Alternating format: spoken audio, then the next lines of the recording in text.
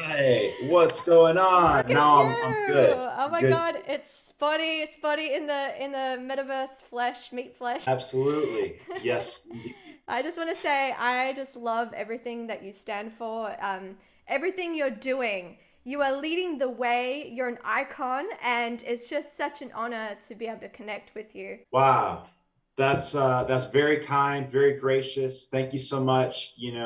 I researched you a little bit and I'm blown away by like how much we have in common in terms of what you're doing and embracing the digital world and through both conversations and through music. So it's a pleasure to meet you and to speak with you. And I appreciate the warm introduction. Oh, of course. And seriously, massive congratulations. You had a recent feature in Complex and your NFT drop. So, for the people that are watching and just come across Spottie Wi-Fi, do you want to just tell everyone how did Spottie Wi-Fi come into being and who is Spottie Wi-Fi? Okay, so first off, I'm Spotty. So I am Spotty Wi-Fi, and Spotty is the world's best and only CryptoPunk rapper. Okay, so if you're not familiar, CryptoPunk is we're kind of like the rookie card of the NFTs we've been described as, and only one of us makes music at this point in time, and that's me. So I've been doing the music since I put my first song out on April 16th. The song is called I'm Spotty. But basically the backstory is, there's kind of two ways I can tell this backstory. So one way to understand Spotty is I'm from the metaverse. I was born in the metaverse, and I kind of like perfected my craft and started doing the underground rap stuff in the metaverse. I ended up finding my way into the Meatverse, and this is sort of my coming out party to the Meatverse. Another way to understand my backstory is, basically, I was really into crypto I started getting into crypto right before the crash in 2017. Very bad timing, but I just stuck with it. I never sold. I kept accumulating, and then fast forward to this year, I was finally in profit, and I started hearing about NBA Top Shot in January from some friends of mine on Twitter. Cool. And then one thing led to another, and I made friends with a guy who had a few CryptoPunks. So by February, I purchased CryptoPunk 5528. And I was not looking to do something musically at that time with my punk. Right. I was really just looking to diversify. Yeah. I had this portfolio of cryptocurrency that had been underwater for like a couple years and finally was in the green. And I said, this is a chance to diversify. The CryptoPunks are one of the gold standards of NFTs, so let's do it. And the spots are a very rare trait, but a very underappreciated trait. There's 10,000 CryptoPunks, only 124 of us have the spots. Compare the prices, like we were pretty affordable compared to other similarly rare traits. Mm-hmm. So I bought this CryptoPunk, and I started seeing people like creating personas, and building brands, largely with the help of having a CryptoPunk or having an avatar that people trust as like, oh, that person's an early adopter or they're a thought leader. So I said, you know what, I can do something with that musically, and it'll be really fun. And I'm going to be the first avatar where it's not just me speaking behind an avatar, but I'm going to step into the body of the avatar. I'm going to personify my CryptoPunk. And a little while later, the name Spotty Wi-Fi popped into my head, and the rest was history. Wow, I love that story. It's just so creative and like the future as well, and it unlocks a whole realm of creative possibilities. And I myself am so inspired by your work. I love your song I'm Spotty. Congratulations. Do you want to you had different versions and remixes, like you had an 8-bit version and an emo version and some really dope animations to it. Do you want to tell us more about the story behind that and the lyrics as well? Yeah, for sure. So, starting with the lyrics, we knew my producer and I, he's like my right hand man. We knew we needed to introduce Spotty in a fun way through a song. Mm-hmm. And I'm sorry if you hear my cat meowing in the background. He's locked out of the room right now, and he gets He gets jealous if I talk to other people. Right. But we knew we needed a fun song, you know, we needed to be able to laugh at ourselves, you know, because we can't take ourselves too seriously, right? So that's what I'm Spotty is all about. I'm Spotty is about describing this spotty lifestyle that I represent, you know, representing for the crypto punks, representing for the NFT world, and doing it in a way that is still like, it's fun, but at the same time, like I want people to understand when they hear the lyrics, when they hear the beat, like I'm not new to this. I have a lot of, I've done my 10,000 hours of rapping, you know, so you're getting pro level raps, you know, you're not getting, you know, I didn't just start rapping when I bought a CryptoPunk. Yeah, of course. So we recorded this first version of the song. That's called the Rap Edition. I'm Spotty Rap Edition. Cool. And then we got the crazy idea, you know, we were inspired by projects like the CryptoPunks or projects where, rarity is such a thing, such a big thing in NFTs, traits, attributes, properties, metadata, whatever you want to call it. Yeah. So we said, you know what? Nobody has ever done a mystery mint, you know, with songs. So we set out to kind of create a batch or a pool of remixes of this song. Yeah. So first we created an 8-bit remix, like you mentioned. Then we created an emo remix. All the vocals are the same. The raps and everything are exactly the same, but the music is different. Different sounds. Like the 8-bit one sounds like Nintendo instruments, things like that. Very cool. And then we said, let's separate the drums, let's separate the bass, and let's separate all the other instruments, and then let's mix and match. Okay, so we have 3 different genres, 3 different categories of instruments. So that actually gives us 27 different possibilities of combinations. And so we have 27 versions of the song. And that's the full breadth of the I'm Spotty song. Is there's 27 different remixes. We made 3 music videos, one for the rap, one for the emo, one for the 8-bit. We worked with 3 different animators from all over the world. They interpreted Spotty in their own style. Some are in 2D, one of them is in 3D. Because Spotty is an idea. Like Spotty was inspired by a CryptoPunk, but 24 by 24 pixels of a CryptoPunk, that cannot contain Spotty. You know, Spotty is a force, and any artist can interpret Spotty, and it's going to look different in anybody's imagination. So we had these 3 different stylized music videos. That was my Genesis drop on Rarible. These 3 music videos, they were 1-of-1 auctions. Yes. That was on August 4th. And then on August 18th, we did the album. The album is the 27 versions, or let me back up a little bit. The album is the main 3 versions of I'm Spotty. Yeah. And then there's also 4 other songs, 4 totally different songs. Yes. That's the album. There's going to be a vinyl record of that album. So for the NFT drop, anybody that bought the NFT would get the album. And we also threw in the rest of those remixes. Remember, there's a bunch of remixes of the song I'm Spotty. So some of the NFT token holders, they have some of those remixes, and those are super rare. Like some of those are even 1-of-1. They don't appear on the vinyl record.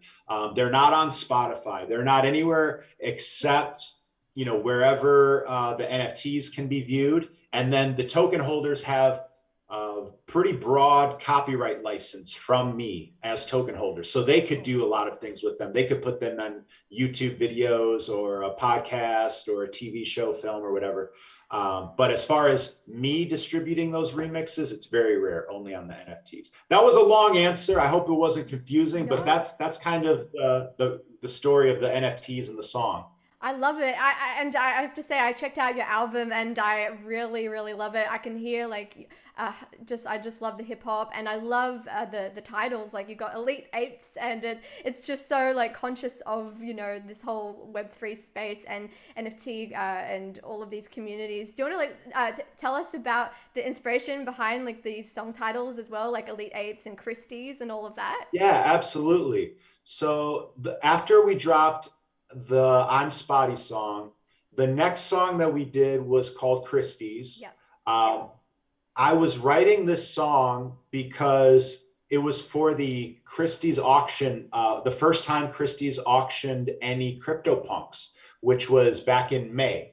So I saw this news that this was coming up. And remember, I had just put out the song I'm Spotty on April 16th. I did not actually plan to put out a brand new song so soon, Wow. but it just felt like too big of a moment to ignore, you know, the Christie's moment. So I wrote this song, and the chorus was going to say like, you know, Spotty made history like a people at Christie's. Shout out to the people that dissed me. Because also Beeple had just sold like a $69 million NFT at Christie's right before that as well. For sure. So then now at the same time, before I was getting ready to release that song, or while I was still writing that song, I was harassing the creators of the Punks comic.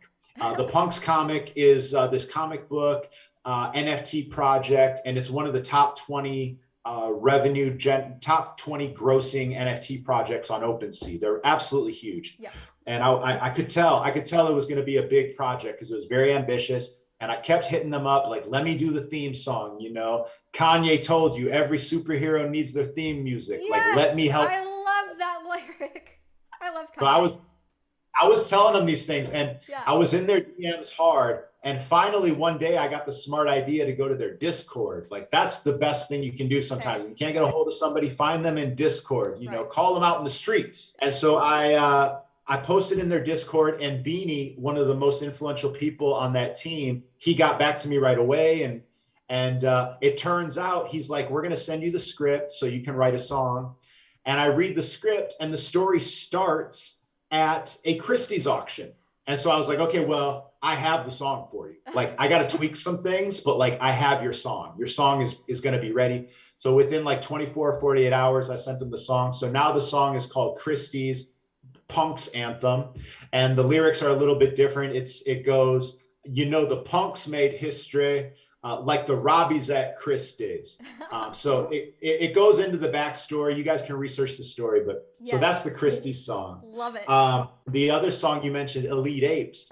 I'm a very active member of the Bored Ape Yacht Club. I became a member of the Bored Ape Yacht Club in early May or mid-May, about 3 weeks after their launch. And the first ape I ever bought, his name is Goldrilla, and he's my hype man. He's the world's only bored hype man. He's always on stage with me, and he's always bored. Okay. Yep. So he entered a competition to actually be a star of the second edition of Punk's comic, which is coming out soon, hopefully November. And so he's one of 8 apes that won this competition. And so that song, Elite Ape, is to celebrate his victory. And he has cheetah fur. So he's part of the cheetah gang. And I'm also part of the cheetah gang. I'm honorary cheetah gang. Yeah. So that song is also sort of the unofficial cheetah gang anthem. So, you know, that's what I love to do with my music, is like kind of celebrate the subculture and really tap in with like the subcultures within the subculture, you know, and that's where I've had the most fun. I've made a lot of really good friends, and it's a beautiful thing because like these groups, they've showed me so much love and supported me. Like I wouldn't have sold my album as quickly as I did if it wasn't for all of their support. Oh, well, seriously, the communities are awesome, and it's really cool how they just keep evolving, right? And people are falling in love with these characters, like your character, Spottie Wi-Fi, and we're so excited to see where it's going to go. And yeah, it's really cool. I just want to talk about the backstory to Spottie Wi-Fi. I see all your tweets, and I'm resonating with all of them, and you know, I see like this story of the underdog rising up, becoming king in Web3, in the space. So do you want to tell us more about Spottie's story? Yeah, sure. You know, Spottie is a very dynamic personality. You know, it's all love. He's all about having fun. He loves both the Metaverse and the Meatverse, and he loves traveling in between them, you know, but he can also be, he has a bit of a chip on his shoulder, you know. Spottie resents the fact that he was overlooked for his spots. He does not like, he doesn't appreciate and he doesn't forget that he was undervalued for years because of his spots. And he is here to let the whole world know that what was biggest liability is in fact his biggest strength. And that is the message that Spottie is taking to the masses, you know, that we are all capable of things that the world doesn't understand. You know, we all have untapped potential and kinetic or you know, potential energy that we can convert into kinetic energy. So that's really what Spottie's, his whole like mindset is about, you know. When it comes to his backstory, so Spottie, like I said, is from the Metaverse. He was an underground rapper by you know, moonlighting on nights and weekends, going to battles, you know, recording, that sort of thing. But to pay the bills, he would basically do like cable repair, internet service repair, that sort, which, as you can understand, is integrally important in the Metaverse. You don't want your internet to go out in the Metaverse. It can be cataclysmic. Yeah, what would you do? Exactly. So it's a hard job, you know, a hard job to do, a lot of responsibility, a blue collar job. And that's how he got the name Spottie Wi-Fi. His government name is Spottie Pippin, you know, but Spottie Wi-Fi, a lot of people in the underground rap scene, they used to call him Spottie Wi-Fi almost as a diss. They thought it was a diss, like, oh, the cable repair guy's here. He's going to battle me now. Okay. Well, Spottie, you know, he took that, he felt some type of way about that too. I didn't like the way that sounded. So along the way, you know, I meet my DJ. I have a skeleton Meebit DJ. That's DJ Mad Skells. I met Goldrilla, you know, Goldrilla. And so this backstory and this cast of characters, I'm going to start to really be sharing more of this story with the world in the coming months and especially early next year. But for right now, I've been really focused on just introducing myself and introducing Spottie. But I'm really excited. You know, Goldrilla is going to have his own moment in November. That's going to be huge, or hopefully November when that Punks comic comes out. Awesome. And then I have some more surprises up my sleeve for early next year of how we're going to start to share the bigger story and introduce some of these other characters through different types of content and media, including animation. So music is really just my native language, but that's just the tip of the spear for where we're going to take Spottie and how we're going to introduce him to the world. I love that. And so when you're introducing and then building out the Spottie Wi-Fi story, does your community have a say in the directions of the story for Spottie and how it evolves over time? That's a great question. Right now, my token holders, they do have voting rights on certain questions that I ask them. Right now, and so far, I've focused that sort of democracy or democratic decision-making. I've been focusing that on more like stylistic questions around my music. So, and also some like business questions around the music. So like the first vote that we had, I asked them, should we keep the MP3s of the album? Should we keep them exclusive only for the token holders? Or should we give them out for free to the whole world? And I'm incredibly proud that the token holders voted to give them out for free to the world, because they understand that we want people to listen to Spottie. We want people to hear the music. That only helps the cause, and it doesn't detract from the value of what they have with their NFTs, because they're still getting a vinyl record, which is going to be exclusive, and they still have copyright license to the songs where they can put them in TV shows and content and advertisements and license them to third parties. And that's something that only token holders can do. Now, other votes that we've done, we did a vote because I'm working right now on talking to some mainstream artists and working on some collabs with artists that have a larger following in the Meatverse. You know, obviously in the Metaverse, you know, there can only be one king, but in the Meatverse, there are other kings and queens that Spottie is now meeting for the first time. So we had a vote on, like, I gave the Spotties which is what I call my token holders, I gave the Spotties a choice of 5 artists that I knew we had an opportunity to talk to, and they helped us decide who should we talk to first. So those are the types of things that I've put to a vote. Eventually, yes, I think there will be some opportunities for some storyline questions. But in the early going, I've had a pretty clear vision of like Spottie's origin story. But I think when we start talking about where Spottie's going in the future, that's where I really want to get a lot of input from the other Spotties.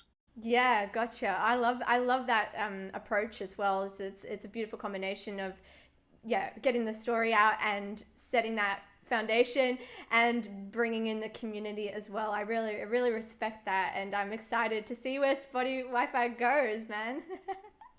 Me too, absolutely. And Thank so you. I'd love to quickly now pivot to talking about the music industry, as that's both native to us as well. So I see your tweets, man, and it's like exterminate the middleman. And you know, I love it because I love how your community still say like put it out on Web 2 so Spottie can be heard. Like you must be so proud of them, but at the same time there's so many exciting opportunities with NFTs in Web 3 and for independent music artists. So what would your advice be, I guess, for, you know, people like independent music artists coming into the Web 3 space and they're building their identity and looking to do NFT drops? Okay, it's a huge question. Yes. Number one, I would say stay independent. You can do this. You don't need a roster of 100 middlemen with their hands out begging to get into your pockets in order to connect with your fans and find your audience. You don't need them. You definitely don't. It's 2021 and it's almost 2022. So that's my first piece of advice. Stay independent. You can do it. I don't have 1 million fans, okay? I have 700 people that, let me be fair, I have about 730 or maybe 735 people. I count all of them. I appreciate every single one of them that own one or more of my tokens, okay? So that tells you right there, you don't need thousands and thousands of fans. You just need to connect with the people that believe in you, the people that support you and support your vision, okay? You only need millions and millions of fans if you're trying to help Spotify sell advertisements, okay? If you're not trying to help Spotify sell advertisements, then you don't need all those fans. Like, it would be great, but it's not gonna happen overnight. And you can eat and you can pay your bills along the way before you get there. And that's what I'm determined to prove, okay? In terms of entering the Web3 space and navigating this crazy world of NFTs, the superpower of NFTs right now is the grassroots subcultural community aspect of NFTs. There is a powerful, and powerful is not a big enough word. There's just a transcendent energy in the NFT space where everybody that gets it, they understand we're changing the world permanently and for the better. And we're making history together, okay? So if you show love in the NFT space, that love will return to you times 10 or times 20 or times 100, okay? And I am a living testament to that. You know, I found communities within the community that I related to. I found energies that I was drawn toward, and I just invested time in those communities, you know? Now I had an advantage, right? I bought a CryptoPunk in February. That's a big advantage. Everybody won't be able to do that, okay? I bought a Bored Ape in May. Everybody can't do that. But I promise you, there is a community out there that you can invest in. It might not be investing Ethereum. It might be investing your time. It might be investing your skills and your talents to celebrate that community. But I assure you, whatever it is, there's a community out there within the NFT world that you can find, you can vibe with, and you can contribute to. And that's what I would recommend you do. What I recommend that you don't do not come into the NFT space like one of those guys with a trench coat full of fake Rolexes ready to sell your wares, okay? Or like a rolling suitcase full of Tupperware that you're ready to shop around, okay? Come in, and the first thing you need to do is listen and learn and observe. Now remember, I had this huge advantage of buying a CryptoPunk in February, but I didn't sell an NFT until August. So what I'm telling you is, even with a huge advantage, I spent 6 months just trying to like build and contribute and find my place and find my voice and find my subculture within the subculture. And that is what helped me be successful when I had something to sell. Even if I bought a CryptoPunk in February, I promise you, if I tried to sell an album in March, it would not have been successful. It would not have been anywhere near as successful, for sure. So that's some of the best advice I can give, is like, come in anxious to learn, be curious. Curiosity is like gold. You know, ask questions, get in Discord, follow people on Twitter, like stuff that you like, retweet stuff that you like, and find your people that are like-minded that way. And don't rush to a conclusion and think that you have your idea right away. I had one idea for what I wanted to do with my music as an NFT. I had one idea probably by like April when I put out my first song, but by the time the actual drop happened, it was totally different. It was a totally different drop, and I had learned so much that it evolved. So don't come in thinking that you necessarily know exactly what you want to do. Come in ready to learn, and come in ready to adapt. And I think that's how you're going to have the most success. Oh, that was gold. Thank you, Spottie, for sharing that. Seriously, I've never heard such true, honest advice, and it's so true. You got to be curious. You got to immerse yourself, right, in the community. Listen and learn, and get a lay of the land, see what's going on, and just join in with a similar emotion and value, and see who you align with, I guess. Absolutely. And also, I would say, you know, study the projects that inspire you. You know, study the projects that have been really successful or have achieved things that you want to achieve. Like with my drop, I didn't really invent anything new, but I took some things that I saw happening with JPEGs, and I said, let's do this with songs. You know, people love a mystery mint. People love putting a quarter in a gumball machine and seeing which color gumball they're going to get, which flavor they're going to get, you know, and that mystery, they love that. Nobody had done that with songs. So let's do that with songs. So you may not have your big idea yet. And maybe you'll come up with something that's totally transformational, or maybe you'll study the things that inspire you and you'll say, you know what? I can take something that I've seen done before and I can improve it, or I can evolve it.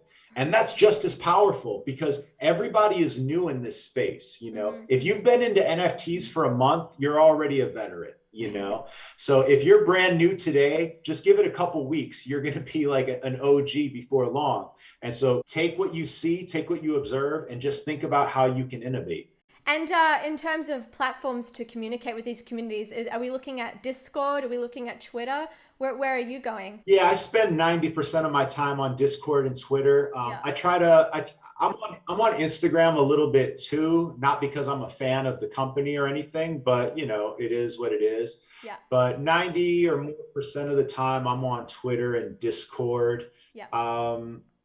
And I think there will be some competitors to, like, I've been hearing some competitors to Discord and whatnot, but it's where everybody is right now, you know, so that's where I'm at. The great thing about Discord for me is Discord allows me to use bots and different tools where I can ask a question for a vote, and it's very easy to count up the votes. Yes. I can have a vote or a conversation in basically a chat room that is exclusive to my token holders. You know, those types of things are really nice. It's a really great channel for talking to your token holders specifically and creating a room, an aura of like privacy. Let's have a private meeting of the token holders. That's a really great place to do that. Love it. It's like the Spottie Wi-Fi server. Exactly. And so, Spottie, who in the Meatverse would be a dream collaboration, major artist, or someone that you'd love to do a song with? Such a good question. Well, there's so many, first of all, so many. I'll start at the top. You know, my favorite artist of any medium, you know, like before I would want to have dinner with Michelangelo or, you know, Basquiat or anyone, I would want to have dinner with Nas, the rapper Nas. He's my favorite artist. Yes. And so, legend. Yeah. You know, that's going to happen. I'm going to speak that into existence right now. I've never said this before in my life, and I've been a Nas fan for a very long time, but I am going to do a song with Nas. He probably doesn't know it yet, but it is going to happen. You're going to manifest it, and you guys heard it here first, exclusive. This is major alpha, the King's alpha, as we call it. So yes, I will do a song with Nas one day, and that's going to be a dream come true. Of course, you know, there's another rapper that has a CryptoPunk profile picture on Twitter by the name of Sean Carter, aka Jay-Z. I mean, that's got to happen at some point. Hey. Kanye, you know, I'm a Chicago kid myself. Kanye, I got to do a song with Kanye before it's all said and done. Love it. I love Kanye.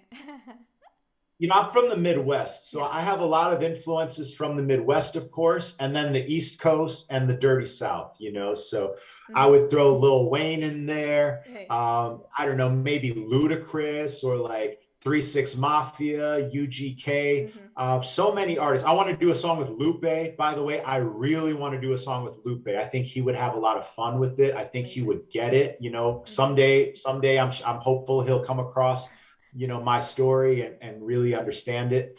And then there's probably a lot of producers I would love to work with too, you know, like I love Manny Fresh. I love, of course, Dr. Dre, you know, would be amazing to do something with Rick Rubin. But I'm blessed that I have an incredible producer, my right-hand man, my best friend, Stephen Clark. So I'm hopeful that I can get him in the room with some of these other legends and they can like co-create something one day. Amazing. I love all your influences, and your music is so high quality and so cool, and we can hear it. And I'm a supporter of you, and I'm excited for you, Spottie. I can't wait to see where you're going. Thank you so much. You know, like when I said, when you put out love in this NFT community, you receive it back tenfold or 100-fold. And that's been my experience so much, you know, like it's really flattering, and I'm just really proud and humbled, which is contradictory, but you know, I'm proud of what we as a community have been able to do. I'm humbled by the support I've received, and I take great pride and responsibility in my role in the community now. You know, I really see myself as a guardian, you know, because the music industry is shady. You know, the music industry is shady, and they're coming.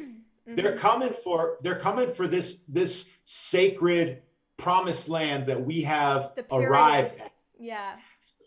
So when they come, you know, I see it right now. A lot of these record labels and managers and publishers, they see NFTs and they see the money, and they think to themselves, how can I use this technology to be a more efficient middleman?